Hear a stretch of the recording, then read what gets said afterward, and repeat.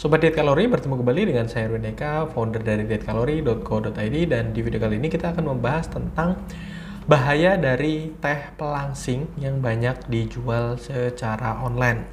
Jadi biasanya di sosial media, Instagram dan sebagainya banyak sekali akun-akun yang menjual atau memperjual belikan teh yang diklaim mampu untuk menurunkan berat badan. Nah, perlu dipahami bahwasanya produk-produk tersebut biasanya mengandung atau kandungan di dalamnya itu antara dua jenis daun ya. Biasanya itu daun jati Belanda atau daun jati Cina seperti itu. Nah, yang juga harus diperhatikan adalah klaim mereka yang mampu untuk menurunkan berat badan, menghancurkan lemak, dan sebagainya.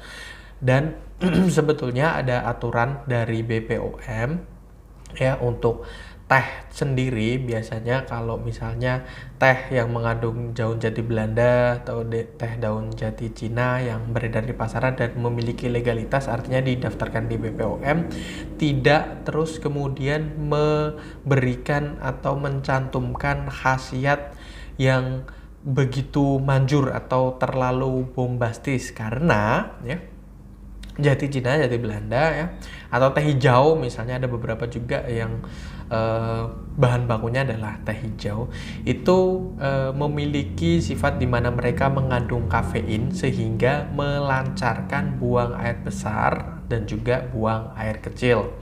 Jadi misalnya mereka yang mengalami kondisi di mana BAB atau buang air besarnya sulit ya, akan lebih lancar, akan lebih rutin ya mengeluarkan buang air besar maupun kecil juga, dan ini secara otomatis juga akan mengurangi beberapa kilogram dari berat badan mereka. Jadi apa yang mereka makan karena sudah rutin dikeluarkan di BAB ya, ataupun buang air kecil juga gitu ya, sehingga berat badan mereka akan berkurang beberapa kilogram ya. Dan ya, di istilah farmakologi atau ilmu yang mempelajari tentang khasiat obat ya, kafein ini disebut sebagai zat yang bersifat diuretik.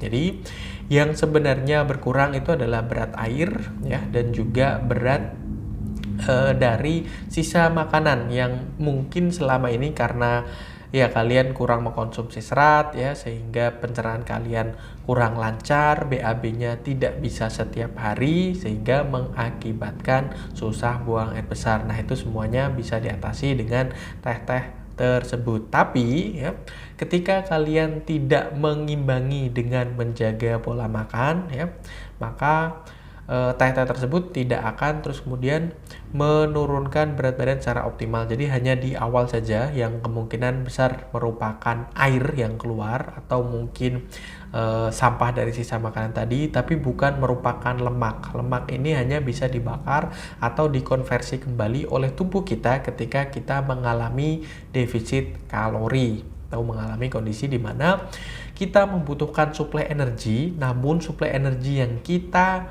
berikan ke tubuh kita melalui makanan itu tidak cukup atau kurang atau defisit, sehingga ada cadangan energi berupa lemak yang ada di dalam tubuh kita akan dikonversi kembali menjadi suplai energi yang akhirnya ya sebagaimana kita selama ini sebut ya, membakar lemak atau ya menurunkan lemak, mengurangi lemak, dan lain sebagainya seperti itu. Jadi harus berhati-hati ya. Dan juga teh-teh pelangsing yang banyak dijual belikan oleh akun-akun yang kadang anonim ya, harus perhatikan juga gitu, karena banyak sekali yang bukan hanya melancarkan, bahkan menimbulkan diare, menimbulkan kondisi di mana kita mulas-mulas ya, bukan hanya lancar BAB-nya tapi terlalu lancar, bahkan terlalu sering. Nah, itu juga harus berhati-hati, karena memang ada beberapa orang yang mungkin tidak tahan ya,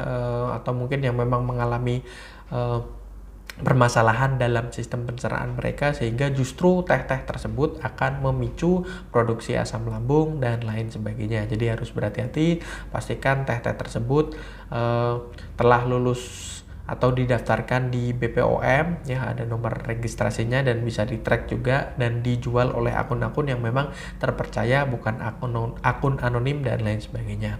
Oke, demikian ya, mudah-mudahan bermanfaat. Jangan lupa like, comment, and share serta subscribe bagi yang belum subscribe dan follow sosial media kami yang ada di bawah ini. Dan sampai bertemu kembali dengan kita dari dietkalori.co.id.